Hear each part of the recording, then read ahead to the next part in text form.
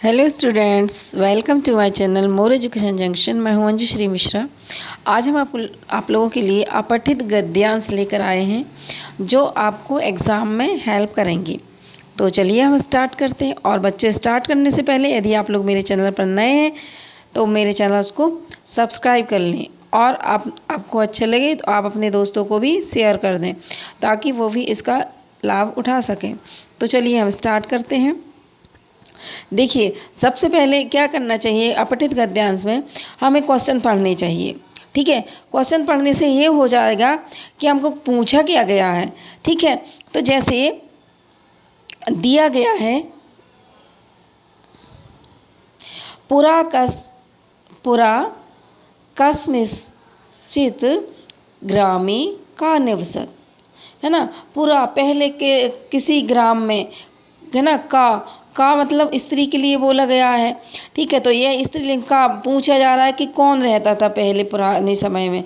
ठीक है, तो किसी गांव में कौन रहता था, तो कौन रहता था यहाँ पर देखिए, पुरा कस्मित ग्रामे, यहाँ तक मिल गया। का औसत तो एका निर्धना। ठीक है, का औसत एका निर्धना स्त्री।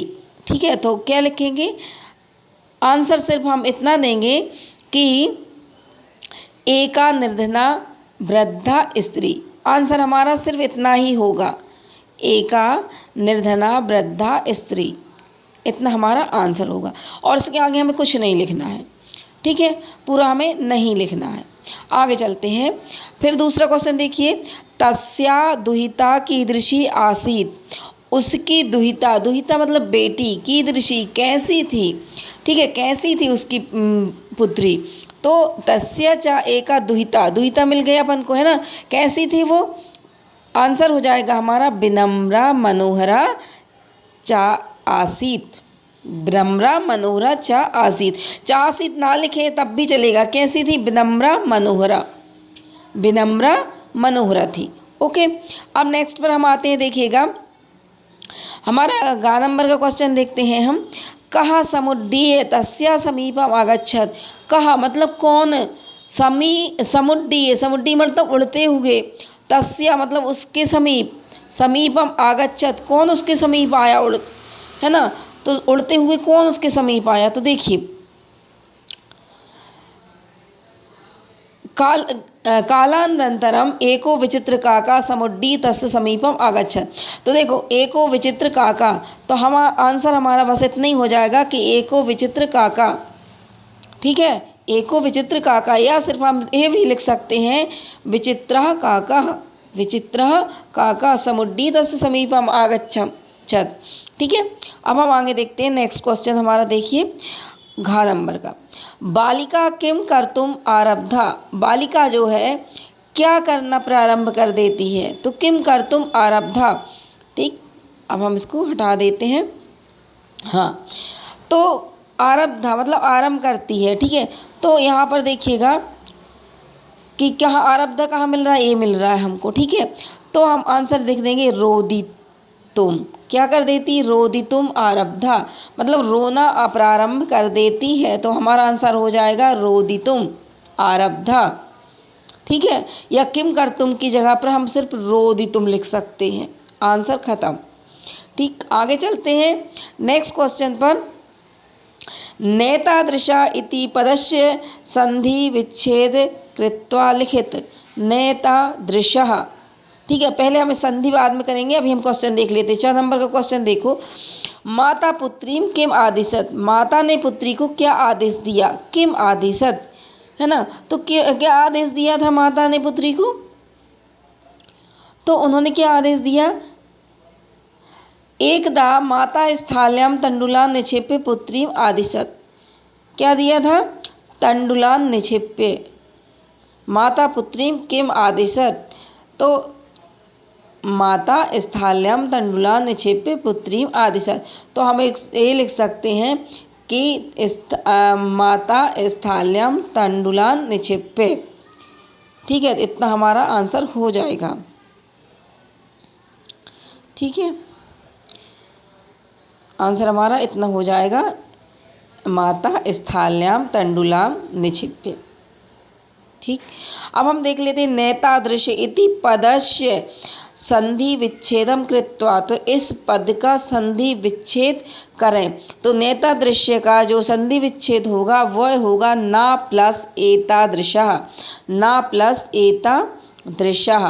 देखिए ना नेतादृश्य, देखिए ना मतलब ना के साथ में क्या मिला रहता है, आ। ठीक है, ना के साथ में क्या मिला रहता है, इसमें आ भी मिला रहता है, तभी तो हम पूरा बोल पाते हैं। तो ना में आ मिला रहता है, ना आ प्लस ए, आ प्लस ए के बन जाती आई, है ना। तो आ प्लस ए आई, तो आई की मात्रा कहाँ पर लगेगी, ना पर लगेगी, तो हो जाएगा नेता दृशा। ए और आ और ए आई बन जाएगा, हो जाएगा ना में आई की, फिर तादृशा बचेगा, तो हो जाएगा नेता दृशा। ठीक है, तो देखिए ये आंसर दिए गए हैं आपको, आप ये आंसर देख सकते हैं। ठीक है, अगर आप हम छोटे भी क्वेश्चन लिख सकते हैं और बड़े भी लिख सकते हैं, तो हम उसको पूरा भी बना के लिख सकते हैं। जैसे पुराकस्मित ग्राम में एका निर्धना वृद्धा स्त्री अवसत, है ना। तस्य दुहिता, उसकी पुत्री कैसी थी, विनम्र मनोहरा आसीत। एको विचित्रका का समुड्डीय तस्य समीपम आगच्छत, एक विचित्रका का उसके का मतलब कौआ उड़ता हुआ उसके समीप आ गया। बालिका रोदितुम आरब्धा, ठीक है। माता पुत्री आदिशत, सूर्यतपेटन्नुलान खगेभ्यो रक्ष, सूर्यतपेटन्नुलान खगेभ्यो रक्ष। चलिए ये हमारा हो गया पहला। अब हम चलते हैं दूसरे वाले पर। दूसरा दिया गया है सूर्योदयात पूर्वमेव सा तत्रोपस्थिता। यहाँ पर देखिएगा सा कथम आश्चर्यचकिता संजातम, सा कथम मतलब वह, सा मतलब वह है, वह मतलब किसके लिए बोल रहे हैं, स्त्रीलिंग है, लड़की के लिए। वह क्या, कथम आश्चर्यचकिता संजाता, वह क्या देखकर आश्चर्यचकित हो गई। तो क्या देखकर, सा यहाँ पर देखिएगा दिया गया है सा चा आश्चर्यचकिता संजातम,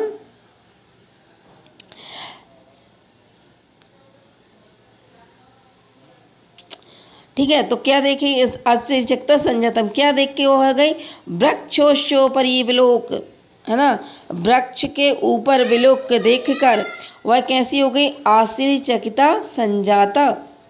ठीक है, तो हम क्या लिख सकते हैं, सा परि वृक्षोपरि विलोक्य चा आश्चर्यचकिता संजाता। ठीक, नेक्स्ट हम देख लेते हैं कहा सायित्वा प्रबुद्धा। कहा मतलब होता है कौन, है ना। कहा सायित्वा प्रबुद्धा,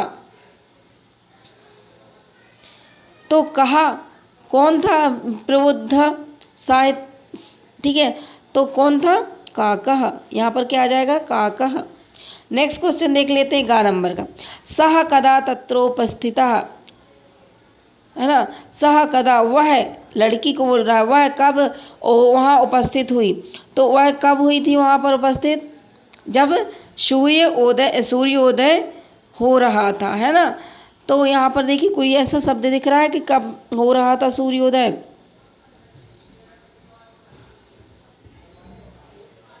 तो देखो लिखा है पहले पे दिखा सूर्योदय, सूर्योदयात पूर्व में उषा तत्रोपस्थिता, सूर्योदय के पूर्व ही वह वहाँ पर उपस्थित हो गई।